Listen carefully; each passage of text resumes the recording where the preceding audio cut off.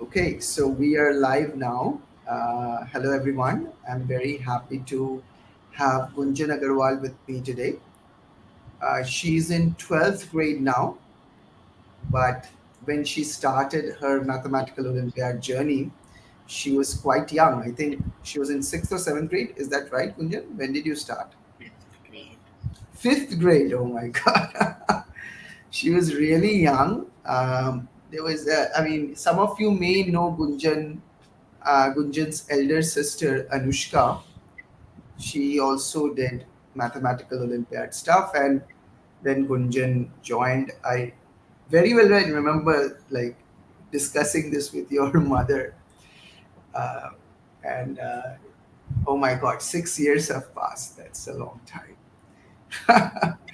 Okay, but so she did a couple of years of Olympiad stuff with Cheenta, and then she went on to do it on her own, and she did it very successfully. She has been ranking in the European Girls Math Olympiad (EGMO) for several years. I think this is the third year. Is that right? Or second year or third year? Okay.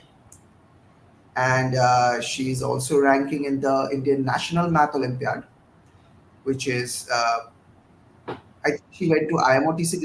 Is that right? Did you go to IMOTC this year? Okay. She also went to IMO training camp. So she's been doing really well. So I decided to have a session with Gunjan and understand the journey and in a little informal way. So before we go into all the nitty gritties of preparing for Olympiad and stuff like that, can you tell me, Gunjan, about a little bit about yourself? Like, what do you like to do? What are the things that you do other than mathematics? Do you do anything else? Uh, so I like to paint, and sometimes when I'm tired of painting, I do digital art. I also try to write some poetry. I'm not that great, but I try to write stuff. Really? And You can yeah, share some with us. We would like to love to read some. Yeah. like So right you now. no, no, not right now, maybe, but but yeah, eventually. I mean, I actually love to read poetries of my students. Many of them shared them with me. I'm not a very good connoisseur in art, but I would like to see that as well. So you do these two things apart from doing math. Is that okay? So you've been doing this for quite a long time, since 5th grade. So tell me about which part of this Olympiad journey now intrigues you most. Like which part, like in the sense geometry, algebra, and so on. I think my favorite part would be combinatorics, Okay. as the ideas are really nice and unique in every single problem. And other than that, I like algebra, which is like the polar opposite of that, but yeah, I like both of them. Wow. No, I would say that there is a lot of intersections of algebra and combinatorics as well. But I see what you are saying. Like algebra also involves certain dry computations, Yeah, and, and combinatorics really involves coming up with a slick idea that can exactly. work. No problem. Yeah. So, what books in combinatorics have you been doing? Like, maybe you can say something. Um, I haven't been doing many books in combinatorics. Okay. I did a lot of ISL, like the INMO shortlist problems, I'm a and shortlist. a bunch of Russian problems, and yeah, I didn't really follow some particular book for those. Okay.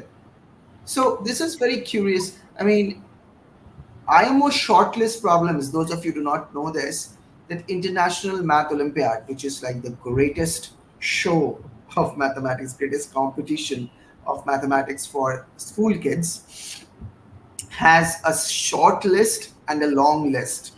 So what happens is that every year from different countries, uh, people send problems to the IMO committee, and this is sometimes known as the long list, Then they shortlist some of the problems from that, and finally 6 of those problems are actually put in the International Math Olympiad. So IMO shortlist problems can be regarded as of same standard as IMO itself, International Math Olympiad itself. So these are really hard, but before you went to that level, many of our viewers are just starting out with this journey. So, what books you followed at that level, like in fifth grade, sixth grade, that helped you? So I'm not gonna lie, I used to hate combinatorics earlier. Like I was really bad at it. Oh, really? And Okay. yeah, I avoided it for like a major part of my Olympiad journey because I thought I wouldn't be able to do it. But recently I started doing more of it and I actually really like it. Okay. So I started with very basic like RMO problems and some computational problems. And I kind of, when I got a hang of those, I went to the INMO problems. I started from like the older years, and then I kept solving most of those. And when I got comfortable with that level, I moved on to the first and second, like C1 and C2s of ISLs, and then I kept like So increasing let the me level. ask you a little bit more about this. So when you started with the RMO problems, which grade RMO? Those of you who are viewing now, let me explain that RMO is Regional Math Olympiad. It is the first level of mathematical Olympiads in India. It usually contains 6 problems that you have to solve in a period of 3 hours, a little bit more sometimes, different depending on which year you're taking it. So there are 6 problems. You have to write down full solutions to those problems. So did you start with RMO problems when you were in like sixth grade or fifth grade? Is that when you started it? So I wrote my first RMO in seventh grade. So Okay, obviously I looked at most of the RMO problems at that time, but okay, I couldn't really solve them. So I just skipped the whole combinatoric subject that time. But right. in eighth grade, I got a little more serious about it, and then I started actually solving those. So, what did you used to do? I mean, I'm sure you must have been stuck with a ton of RMO level problems before you can actually solve them. So, did that happen? Like, did you get stuck with a problem for a Yeah, long time?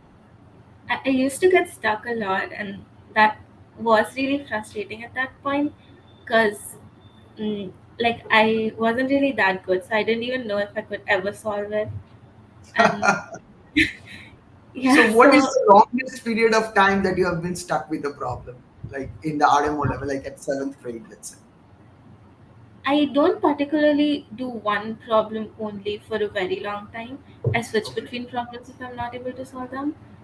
But okay, I remember like trying a problem from some hard source. I think it was the ISL in sixth grade, and sixth obviously I grade. wasn't Okay, able to solve it.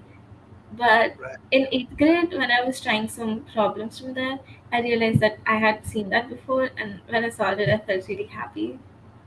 Wow. Yeah, that's a very good feeling, isn't it? When it finally clicks. Yeah. Yeah, I mean, many of the students who are at Cheenta right now, they get really worried when they are unable to solve a problem after trying for 15 minutes, let's say. And I mean, I think Gunjan will agree that a problem can take a lot of time. I mean, might not even get solved within a day. It's you have to like come back to it over and over again. As Gunjan mentioned that she tried the problem in sixth grade, it stayed in her brain in some sense, in a convoluted. When she came back in eighth grade and tried it again, in a sense, it took 2 years to process that one problem. Huh? She was not thinking for 2 years, but yeah, I hope you get the point. Yeah. So, what about the other areas like geometry? And many students are very afraid of geometry. Can you tell me something about that? So I really liked geometry when I was little. Like I love geometry now also, but it was my favorite when I was younger because it's kind of related to the geometry we study in school. Right. So I was a little more comfortable with geometry than other subjects because they just like exponentially increase their hardness. Right. So in geometry, I did the book Challenges and Thrills of Pre-College Math, the Okay. third and fourth chapter, and that really helped me a lot because I was very confident with my geometry at that time after doing that. I Right. won't say it's the best book, but it helped me a lot, so it's probably good. So Yeah, it is a very good selection of problems, the yeah, challenges and thrills of pre-college mathematics. We recommend it all the time to our students actually. Did you do any other problem sheet or book after that on geometry specifically? Or after do you that, I did the EGMO book by Evanchan. Ivan Chen's E.G. Hombo? Yeah. Okay. I would say that's a little bit harder than pre-college Right. because that's more Olympiad style. Mhm. And after that, I basically just solved random problems. I didn't particularly do a book. Yeah. So I mean, solving problems, I would say, is the most important thing, and getting stuck in that and staying in that, coming back to it over and over again. So, did you find yourself reading solutions a lot, or did you just, okay? So, tell us a little bit more about that because some students are not comfortable to read solutions, some are. What is your style? So, in geometry at least, I try not to read solutions because um, it's more like for me, my mindset for geometry is if it doesn't require anything fancy or something that I don't know of, I should be able to solve it if I spend enough time. So I don't tend to read a lot of solutions. I do take hints from people, but I don't really read solutions. So, you But like talk to people in some yeah, sense. Okay. and for combinatorics, I read solutions a lot for combinatorics because not just it helps with the problems, it's really fun to kind of read the solutions and look at the ideas. So Right. whenever I'm bored, I just pick a really hard problem for combinatorics and read its solution. Right. Yeah, I mean, this is a very nice thing actually.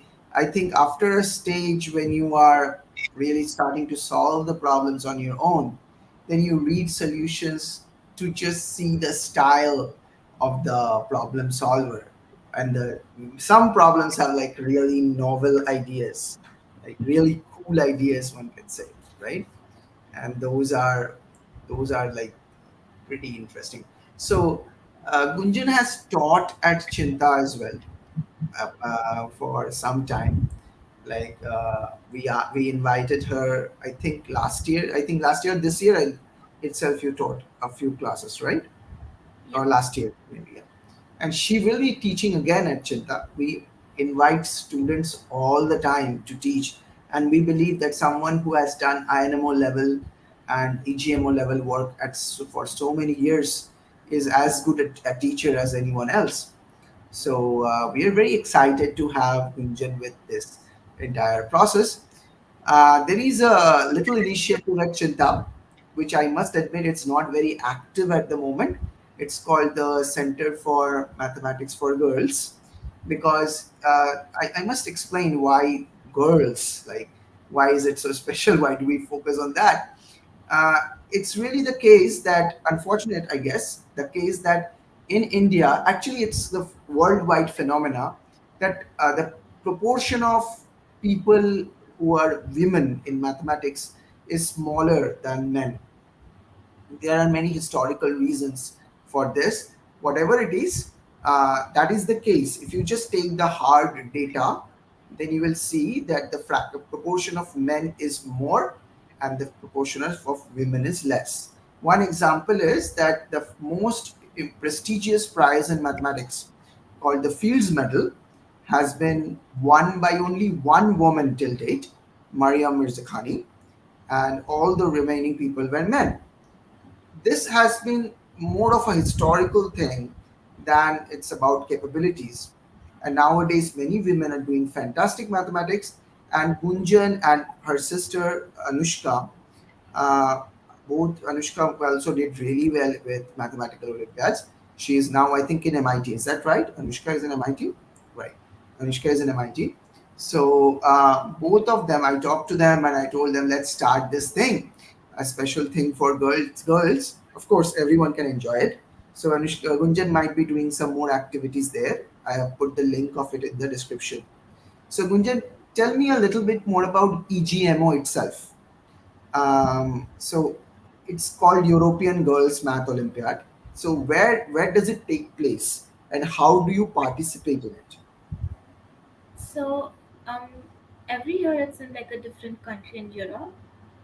So this year, like 2023, it was in Slovenia, and next year it's in Georgia. So how to participate in EGMO? The process is pretty much same till the IMOTC. Like you first have to qualify IPM, then RMO, then INMO, and then there like it's a recent addition to the Olympiad system. But now we'll have a TST camp in December. So Okay, well, every girl who qualified INMO will write the TSTs, and the top four will be the team of EGMO. okay. So this is basically sent by the Indian government, or rather the organizing committee. So you have to clear INMO. Up to that, everything is same, and then you take a test, another test, TST, and then you go to EGMO. So you did go to Slovenia, I think, right? Yeah, Was it fun? Tell us about it a little bit. it was like the best week of my life. Really? So, Okay. yeah, So tell us so more about it. Yeah. so it was I think 6 days long. So on the first day we just arrived, and it wasn't that great. Like it was just casual. On the second day we had the opening ceremony and a few activities. Then the next 2 days we had contests, and then we had some excursions and the closing ceremony, and then we had the after party. But my favorite was the after party because it was like after the contest, just a chill time, and like it was super chill. Wow. Very nice. How many countries participated in it in EGMO? I don't know the exact number, but around 50 countries and 50 countries. around 200 participants. Wow. So four from each country. Okay. Yeah. So India also sent four people, I believe. Wow. That's very nice.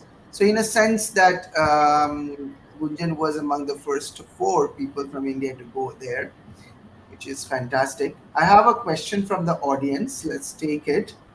So, how do I develop mathematical thinking for new problems? This is a very common question because once they come from school level to Olympiad level math, they are worried that how do I even start thinking about it? So, can you give us some hints, Gunjan? So I guess the Olympiad problems can look a little intimidating at first, but the more you try and kind of get used to them, you'll get the ideas much more quickly. But it's really important to just like not give up and just stick to the problem, try more, and if you're really stuck, just see the solution and get some ideas. But just don't give up. So, that's great. So, let us close. I would say that we will learn a lot from Gunjan, I hope. And just one thing, one additional thing to mention, I made a mistake that she actually was an INMO awardee for 4 consecutive years. I actually say two. So I think she started in class 8 when 2020, right? Is that correct? 2020 in class 8, she was the first time she got into INMO. That's a really young age. Like she must have been one of the youngest youngest, at least youngest girls, I think, to Yeah. get in INMO. Okay, so that's awesome. And then 2021, 22, 23, 4 consecutive years she was in INMO. and it's really nice to talk to Gunjan. We will keep on talking to her in the upcoming classes. She will be taking one of the INMO problem solving sessions from either next week. I think that's what's happening. So normal 5 6 classes that we have for INMO level, she will take one of them, and we have more plans. Hopefully, more stuff will be done together. Thank you, Gunjan, for your time today, and I hope all the students who watched learned something. And maybe we can do some of these chats from time to time. It's fun as well, and people learn a lot. Okay, all right. Thank you, Gunjan. Bye, bye, everyone. Take care.